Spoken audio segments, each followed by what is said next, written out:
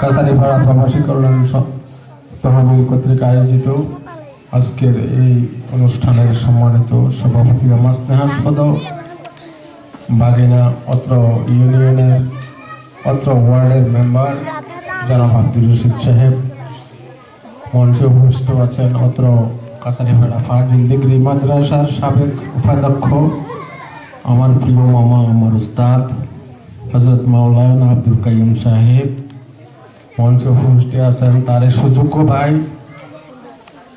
জনাব ডাক্তার তাজুল ইসলাম সাহেব, বলাচর থেকে আগত আমার মামা জনাব হাজি শফিকুর রহমান সাহেব, আমার দীর্ঘদিনের প্রিয় পেশা এই সাংবাদিকতার পেশার আমার দুই অনুজ, আমার স্নেহের সাংবাদিক জহির এবং সাংবাদিক আহসান হাবিব, মঞ্চে উপবিষ্ট নেতৃবৃন্দ, বিভিন্ন স্থান থেকে আগত ওলামায়ে কেরাম, মাদ্রাসার ছাত্রবৃন্দ, দুস্থ মানবতার সেবায় নিয়োজিত মানুষবৃন্দ, আসসালামু আলাইকুম রহমতুল্লাহি ওয়া বারাকাতুহু।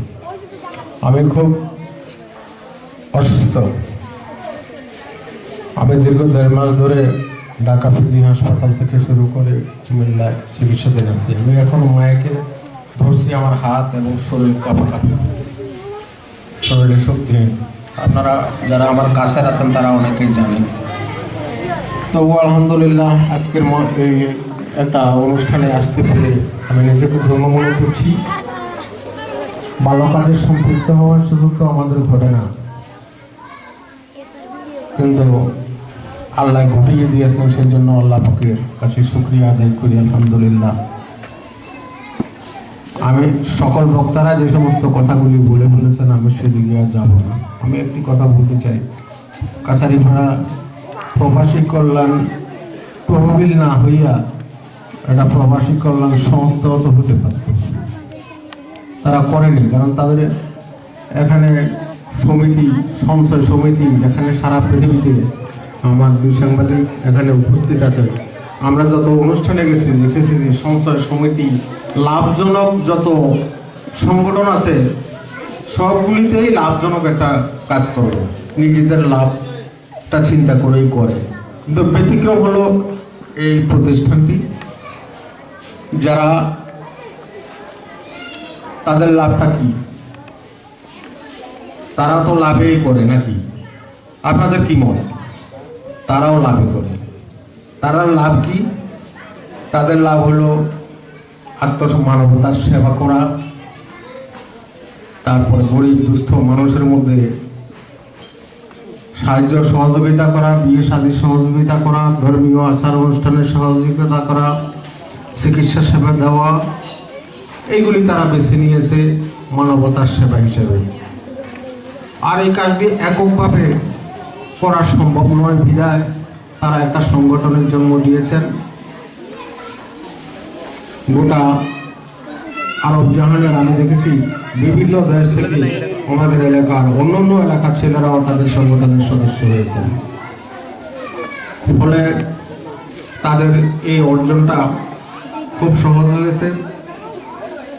আমাদের মধ্যে এগুলি বিতরণ করা সম্ভব হচ্ছে। আমার কাছে আপনাদের কাছে আমি জানতে চাই যে আমাদের মতো রশিদ মেম্বারের মতো হাজী শফিকুর রহমানের মতো কাউকে কি তারা অনুদান দিতেছে? না, দেয় না। কাদেরকে দেয়? যারা অবহেলিত, গ্রামে একটা বিয়ে শাদী হইলো যারা দাবার পায় না, যারা 1 কেজি মাংস কিনে খাওয়ার ক্ষমতা নাই, যারা একটা চাদর দিয়ে শীত নিয়ে ব্যায়াম করার ক্ষমতা যাদের নেই, এমন দুস্থ মানুষদের পাশে তারা দাঁড়িয়েছে, যাদের পাশে কোনো মানব ভুল দাঁড়ায় না।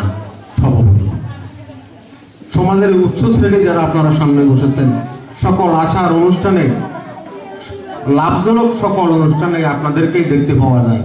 এই মানুষগুলি, খেটে খাওয়া মানুষগুলির পাশে কেউ থাকে না।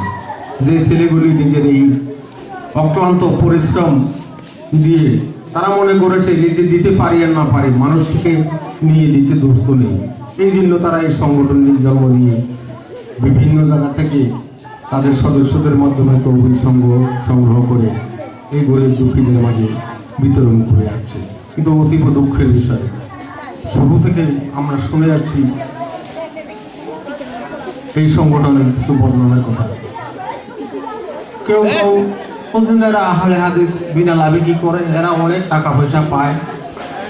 তো টাকা পয়সা যদি করতো তারা তো সঞ্চয় সমিতি করতে পারতো। টাকা পয়সার লোভে যদি তাদের থাকতো তাহলে গ্রামে লক্ষ লক্ষ টাকা তাদের বিতরণ করার কোনো যৌক্তিকতা ছিল না, বিয়ে শাদিতে দেওয়া ছিল না। তাহলে এই কথাগুলি কারা বলে, কেন বলে?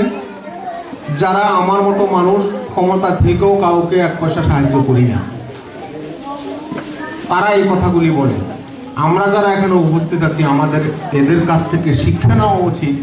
আমরা যারা দিতে পারি না, যারা দিতে পারে তাদের পাশে থেকে তাদেরকে সহযোগিতা করা এবং একটা ক্ষেত্র পরিবেশ তৈরি করা। প্রশ্ন হলো দিবেন কাকে? কাছারিপাড়ায় আমাদের এলাকায় গরিব দুঃখীদের মাঝে দিবেন কীভাবে, কাদের হাত হয়ে দিবেন? এরকম একটা সাংগঠনিক প্রক্রিয়া লাগবে, একটা স্থান লাগবে, পাত্র লাগবে। এখানে যদি আমরা আসতাম লাঠি দিয়ে কেউ ধরে দিত তাহলে কি এখানে বসা দিত? মানসিকভাবে কেউ যদি পিছনে আমাদেরকে হ্যামারিং করতো তাহলে কি বসা দিত? না, কখনো যাইত না।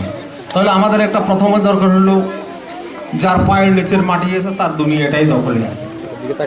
আমাদের কাছারিপাড়া গ্রাম, বাইশকেরা গ্রাম, পাশাপাশি কালুর, নোয়াপাড়া, তেলিয়াটি, এই সমস্ত মোল্লাসোর, এই সমস্ত গ্রামের যারা উচ্চ শ্রেণীর মানুষ আছেন, বিবেকবান মানুষ আছেন, তারা যদি আজকে আমরা তাদের পাশে এসে দাঁড়াই। যেমন আমি আমার বাইশকেরা গ্রাম থেকে আসছি, আমার মাদ্রাসায় তারা 5-6টা ছাত্রকে চাকরি দিচ্ছে। আমার ধারণা হলো আমি নিজে তো দিতে পারলাম না, যে কাজটা করতেছে প্রবাসী কল্যাণ, তাদের কাছে যাই আমি অসুস্থ শরীরে আমি কৃতজ্ঞতা প্রকাশ করার জন্য হলো আমার একবার যাওয়া উচিত। তারা অন্তত এই কথা মনে তৃপ্তি ভাবে যে তারা আসছে আমাদেরকে ধন্যবাদ দিচ্ছে। তারা আমাদের ধন্যবাদের আশা করে নেয়। আমার মামা সুন্দর করে বলেছেন আখেরাতের আশা নিয়ে করেছে, সাংবাদিক জহির বলেছেন, হাফেজ সাহেব বলেছেন, তারা পরকালের একটা বিশাল একটা আশা নিয়ে করেছেন। আমাকে সেদিন একজন বলেছেন তাদের এই পর্যন্ত প্রায় 18-20 লাখের মতো খরচ হয়েছে, আমাদের মসজিদেও তাদের অনুদান আছে। তারা করছে না কোথায়? তারা কি আমাদেরকে এই কথা বলে যারা সমালোচনা করেন যে আহলে হাদিস করো, লোক মার্কায় ভোট দাও, দামের শীর্ষে ভোট দাও, ফাল্লায় মার্কায় ভোট দাও? এই তো করে না। একজন মানুষ হিসেবে রাজনৈতিক একটা সাপোর্ট আমাদের সকলের ভিতরে ভিতরে আছে, কিন্তু যখন আমরা সংগঠিত হই তখন কেউ কারো দলের নয়, দলের কথা আমরা কেউ বলি না। কিন্তু এখানে কি সব এক দলের মানুষ? আমরা সবাই তো মসজিদে যাই, তখন কি বিএনপি জামাত থাকে, আওয়ামী লীগ থাকে? তাহলে একটা শুভ কাজ গরিব দুঃখী মানুষের মাঝে এত বড় একটা, তাদের গরিব চিকিৎসা হচ্ছে না, গরিবের মেয়ে বিয়ে দিতে পারতেছে না, শীতবস্ত্র দিতে পারতেছে না। আমি দেখেছি ঈদের সময় এবং লকডাউনের প্রথম অবস্থায় যেই ধরনের ত্রাণ তারা বিতরণ করেছে, আমি অভিভূত হয়েছি, আশ্চর্য হয়েছি। আমাদের সমাজে কোটি কোটি টাকার মালিক আছে, কিন্তু আমরা তো কেউ এগিয়ে আসি না, আমরা এই ব্যাপারে নিঃশ্বাসও ছাড়াই না। কিন্তু তারা করতেছে, তাদের সমালোচনা করতেছি আমরা নির্লজ্জভাবে, না বুঝে। আমি ওই সমস্ত ভাইদেরকে উদাত্ত আহ্বান জানাবো, আপনারা জানতে শিখুন, আসলে ঘটনাটা বুঝতে শিখুন যে এই সংগঠনের কারণে এই এলাকায় উপকৃত কিভাবে হচ্ছে। আসুন আমরা আশেপাশের গ্রামের যারা আছি আমরাও স্বতঃস্ফূর্তভাবে তাদেরকে সহযোগিতা করি। আজকে আমরা 5 জন পেয়েছি, কেউ 10 জন পেয়েছি। আগামী বছর হয়তোবা এই অনুষ্ঠান আমার গ্রামে 100 জন ছাড়িয়ে যাবে। 100টা গরিব মানুষ আগামী বছর শীতের চাদর পাবে অথবা কম্বল পাবে। এটা আমার বড় পাওয়ার। আমি তো একটা কম্বল কাউকে দিতে পারলাম না, একটা চাদর কাউকে দিলাম না, কিন্তু আজকে 5টা-6টা চাদর আমি নিয়ে যাবো, 10টা চাদর নিয়ে যাবো, এটা কম কথা নয়। কিন্তু আমরা এই সমালোচনাগুলি করি কয় আহলে হাদিস। আমি প্রথম অনুষ্ঠানে আসার পরে দেখি যে লেখালেখি সব থেকে শুরু হয়ে গেছে যে মদিন ভাই তো আহলে হাদিসে যোগ দিচ্ছে। আরে বলে কি রে ভাই, হ্যাঁ? আমি পেশাগতভাবে একজন সাংবাদিক, আমার জহির আহসান আছে। আমরা কোন রাজনৈতিক অনুষ্ঠানে আমরা গ্রহণ করতে যাই না, জামাত বিএনপি কোথায় যাই না, তো দল কয়টা ঘুরি, একটা কথা হইল। তো যাই হোক, আমি এখানে মাদ্রাসা অনুষ্ঠান আছে শুনেছি, যে কারণে সংযুক্ত করতে বলা হয়েছে। আমি সকলকে আহ্বান জানাচ্ছি, আপনারা আমার জন্য দোয়া করবেন। প্রবাসী কল্যাণ ছেলেগুলি যারা এত পরিশ্রম করে গরিব নিরীহ এই হাফেজ ছাত্রদের আজকে যারা কোরআন তালবাত করে রাখে 3টা বাজে ওঠে, তাদের গায়ে এই চাদর গায়ে দিয়ে যখন কোরআন তালবাত করবে তাদেরকে সওয়াব দিতে হবে। আমরা কি এখান থেকে বলতে হবে? আমরা কি তাদের জন্য দোয়া চাইতে হবে? দোয়া তো হয়েই যায়, মুখে কি বলতে হয়? কখনো বলতে হয় না, অন্তর মানুষের দোয়ার কথা বলে দেয়। তো আমরা আসেন সবাই আন্তরিক এই দোয়াটা ভাইদের সহযোগিতা করে আমরাও তাদের সঙ্গে জান্নাতের যাত্রী হতে পারে কিনা, যে অবস্থায় যেখানে আছি সেখান থেকে আমাদের এই হাত প্রসারিত করব। ইনশাআল্লাহ তারা এগিয়ে যাবে, শত বাধা আসবে, এটা আসতেই থাকবে। দুনিয়ার প্রথম থেকে রাসূল সাল্লাল্লাহু আলাইহি ওয়াসাল্লামের পক্ষে আসছে, 39 বছর পর্যন্ত ছিলেন আলামিন, ভালো মানুষ। যেই মাত্র ভালো কাজের কথা বলা শুরু করেছেন, কোরআন নাযিল হয়েছে, তখন থেকে রাসূল আর ভালো ছিলেন না। তো আমরা তো তারই উম্মত। আমরা যখন ভালো মানুষ দেখবেন, সাংবাদিক মোদী সাহেব খুব ভালো মানুষ দেখবেন, আমি একটা ভালো কাজ শুরু করে এটার পিছনে লেগে গেছে যে আরে বাপরে বাপ, অমুকের দিতে অমুকের দেয় নাই, অমুকের খাওয়াই নেই, দোষ গুণ সব শুরু হয়ে যাবে। তো আমরা এমনটাই না করি, সবাই জায়গা থেকে আমরা দিতে পারবো না, কিন্তু তাদেরকে সাপোর্ট দিয়ে উপস্থিতি দিয়ে আজকে এই কাছারিপাড়া, আমি দুঃখজনকভাবে এটা স্মরণ করছি, কাছারিপাড়া গ্রামে এত সহযোগিতার পরে আজকে হাতে গোনা কয়েকজন যে মানুষকে আমি চোখে দেখতে পাচ্ছি, কিন্তু আজকে এই গ্রামের 16 মানুষ কৃতজ্ঞ চিত্তে উপস্থিত থাকার কথা ছিল। কেন থাকে নাই? আমি আপনাদের কাছে উদাত্ত আহ্বান জানাবো। আমি দাবি করি আমি কাছারিপাড়ার নাগরিক। এখানে অনেকেই জানেন আমি কাছারিপাড়ার নাগরিক। আমার বাসপান এখান থেকে কেটেছে, এই জমিন থেকে আমি উঠে এসেছি। সুতরাং আপনাদের কাছে এই গ্রামের ছেলে হিসেবে দাবি করে যায়, এই অনুষ্ঠানে আপনারা আগামী অনুষ্ঠানগুলিতে শতভাগ আপনারা উপস্থিত থেকে এই কাজটাকে চালিয়ে নেবেন। তাদেরকে উৎসাহ হারা করবেন না, তারা যাতে করতে পারে। এই নিজের চাকরি করে এসে রাতে অন্ধকারে বিভিন্ন জায়গায় যোগাযোগ করে এই অর্থ সংগ্রহ করা বড় কঠিন কাজ। একজনের রুজি করার টাকা পকেট থেকে আরেকজনের বের করে নিয়ে আসা কতটি কঠিন। যারা আনে তারা কেউ বোঝে না।